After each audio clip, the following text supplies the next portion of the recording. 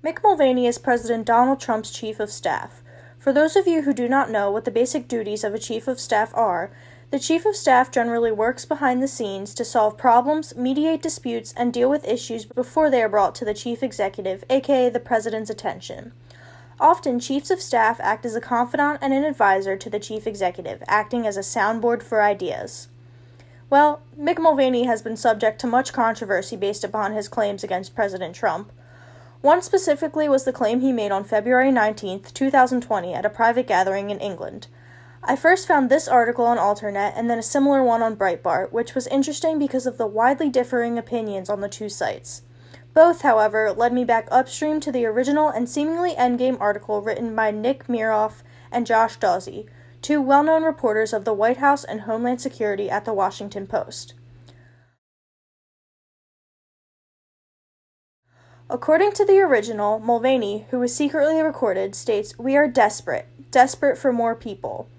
We are running out of people to fuel the economic growth that we've had in our nation over the last 4 years. We need more immigrants." Both the left and right side of the political spectrum agree that Mulvaney has made these claims, among others that debase Trump and basically everything he stands for. Check out this clip of Mulvaney that was shown on The Late Show with Stephen Colbert. Trump to trust him if he's going to be chief of staff, because all relationships is all about trust.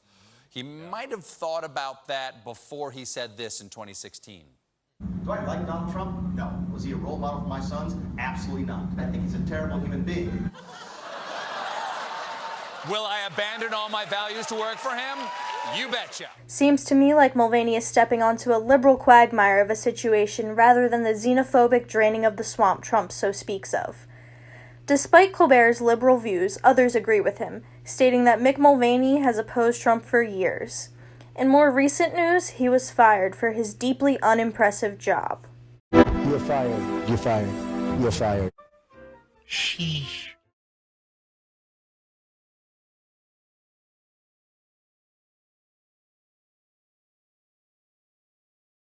Instead of scrutinizing the validity of whether or not he actually made these claims, since it seems to be very obvious he did, I decided to dive into what he actually said here about immigration and its benefits to the United States as a whole.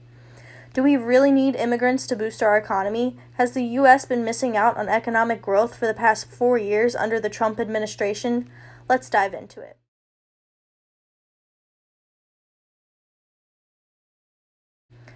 First off, the left and right sides of the political spectrum have had very different views on immigration for years. Shocking, I know, but let me explain.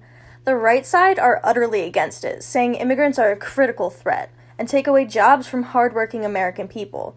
The left side, however, being completely opposite for the most part, says that immigration plays a crucial role in our economy. Putting views aside, let's get to the hard facts.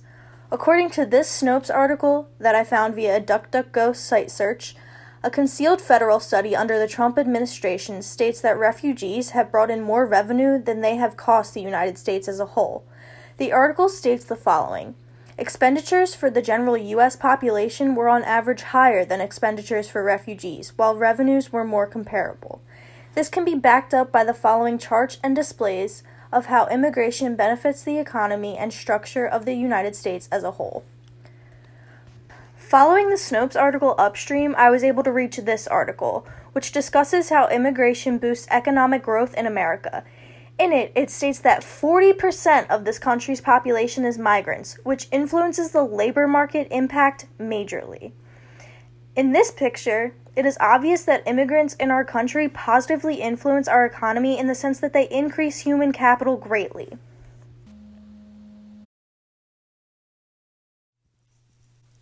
Now, without ranting on for 30 minutes about how immigration supports the United States rather than harms it, I can tell you that I didn't find any information on it being bad for the economy.